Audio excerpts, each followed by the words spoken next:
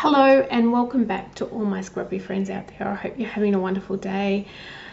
Today is the day, guys. I have finally done it. I have finally finished editing and doing all of the October 30 days of sketches from Christie's Beautiful Life. I am so excited. This was a mammoth task to get all these edited, and to be honest, it's a big relief to get here. Today I am throwing 2 days at you because the last day is a really quick one. To be honest, I got to this stage and I was pretty much done. Day 30 sketch up there, so make sure you stick around and see that one at the end. The sketch for this one is up in that top left hand corner there, guys, and it basically has sort of like a vertical stripe area that's coming down the center, and then a few layers and a couple of embellishment sections, and I pretty much follow this to a T. I've decided that I'm going to pop this on white base, and so I just go ahead and do that and adhere it all down and get on with the layer. Here I'm looking for what I'm going to match my photo in. I pull out this dark blue green. It is similar to what the harbour colour, and I just give that a tiny little border, and I think that works with both what my son's wearing and what I am wearing in the photo. Now this is my big pile of hope and kindness that bits and pieces and scraps. There's some bigger pieces in a box as well, but I have lots guys, so I do want to use up scraps and bits that are sort of laying around in this layout. And that's the whole thing about this whole month, was I wanted to use lots of my scraps. So I'm going to go through here quite methodically and pull out pieces that I think may work with the layout and pop them off to the side there. Now I do use some of these pieces, some of them I don't, and later on I do go back into this stash again and go diving for more pieces, but it's really nice to get an idea of what's there, go through and see what I might be able to use. Going to sit that back off to the side and go through and start pulling out the pieces that I can pop behind this photo. So I was looking for bits and pieces that could act like the tags that are in the sketch, and that's what I came up with out of there. I really like this little bit of a zip strip. I cut that off and I actually put it up the top of the layer, and that starts one of my little collections of embellishments at the top. This stripy piece, I go and I make a second bit of like less pink in there. I take the bits of pink. I can't remember what I was thinking, to be honest, guys. It was like 15 days ago. So I stick these over the blue and the green over this, and then I stick it in the layer and I cut it up and I do all sorts of stuff with it, and ultimately I just take it back off the layer. But there's a piece of paper that has been changed and ready to use on something else. You can see there, it sort of just doesn't go. So the stripes on stripe just don't work. I am trying to make it work though. What else can we bring in here, guys? I find this a little bit here. I try to tuck that in, and I am looking for pieces that I can tuck in and that work together, and I kind of throw everything but the kitchen sink at it, and then I start paring it back a little bit. I'll pop this little smile. When I was going through all those scraps, I seen that little smile and thought, yep, that definitely can go there with this photo of us two together. You can see now that I'm pulling in scraps from the folder from the side, and I'm starting to work on this side embellishments and the embellishment that is up in the top right. So I love the fact that I can just delve in there, pull little bits and pieces out and make things work.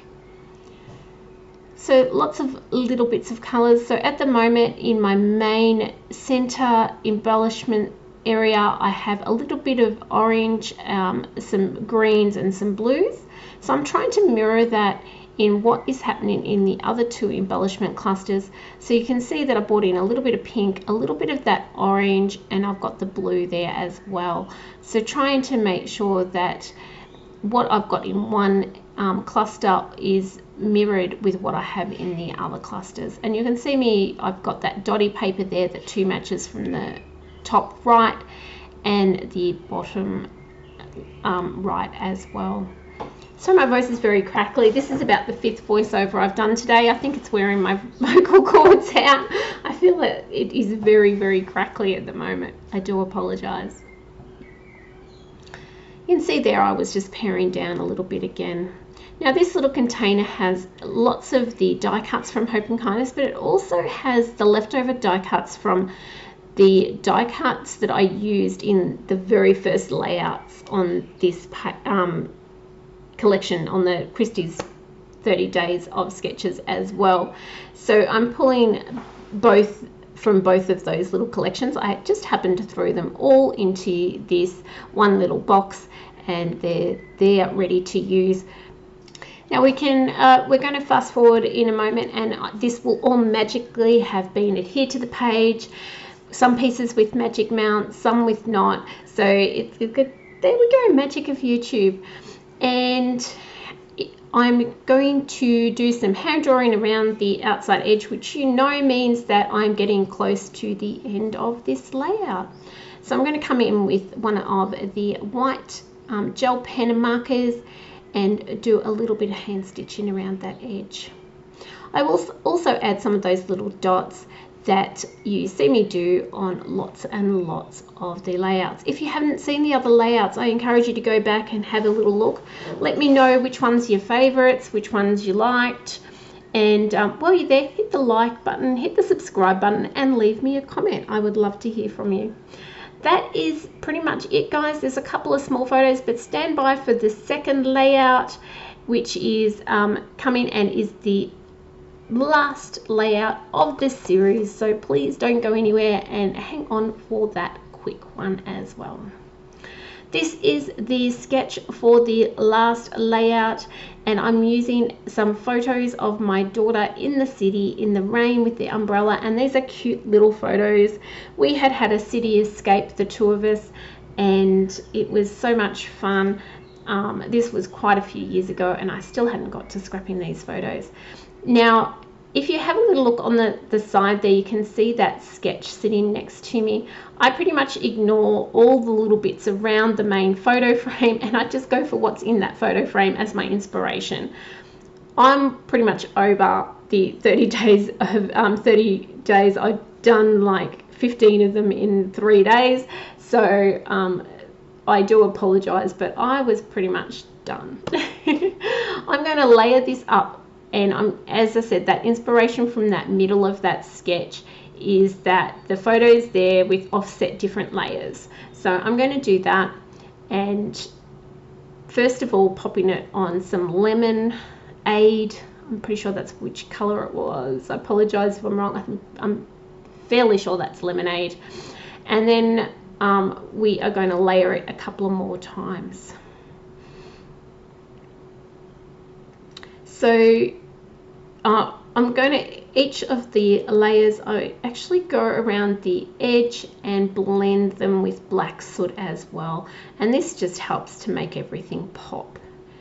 So I cut the middle out of that. I am going to do a little bit of a cricket scene at the bottom of this page. So knowing I had already had that in my mind, so knowing that, I wanted to make sure that I saved as much paper for those little bits as possible. Popping in, and this is from the Smarty Pants collection, and I'm going to layer that up just like I've done the other one, but I'm going to offset it to the other side. So where I've got the yellow hanging off one side, I'm going to have the star one hanging off the other side. Then I'm going to put one more layer on it, and this time it's going to have all of the different layers, and that is in a mink, I believe, cardstock. I've gone off and set my Cricut to work, and we're going to bring that in a moment. So I've got my main photo mat, and I've built a scene on the Cricut with a layer of yellow on the bottom and with some black cutouts to make a city skyscape. And you can see here I am putting the foam tape on that. I had gone to just glue it straight down onto my black base, but then I realized I definitely wanted some depth in that skyscraping because it's black on black. So I popped foam tape. Oh guys, I'm so excited to get to the end of this, I cannot speak. I put the foam tape underneath to get that depth. Popped my photo back there, and I'm finally going to actually adhere that to the page. There is a gap in those photos on the right hand side between the bottom and the top, and I had cut up another photo to fill in the gap at the top, and then I will fix that in a moment with some extra decoration. Last layout, last hand-drawn border, guys. I'd like to know how many of the layouts I have actually done a border on. If somebody has kept count, let me know, because I do them quite often. So that is a yellow paint pen that I've just grabbed and popped that around. And then I'm going to come in with our title for the page, and it is the word cityscape, and we're going to adhere that down to the page. Just have to decide which way I'm going to pop it, and then add some glue to the back and get that down. To finish up, guys, I've got a few slow down and just some close-up photos of this layout. But I do want to thank you guys so much for not only watching today, but if you've been here for the whole series, thank you for sticking by me through the whole. Please remember to leave me a comment and a like and subscribe and all that stuff, and I will see you soon with a new series. Have a lovely day. Bye.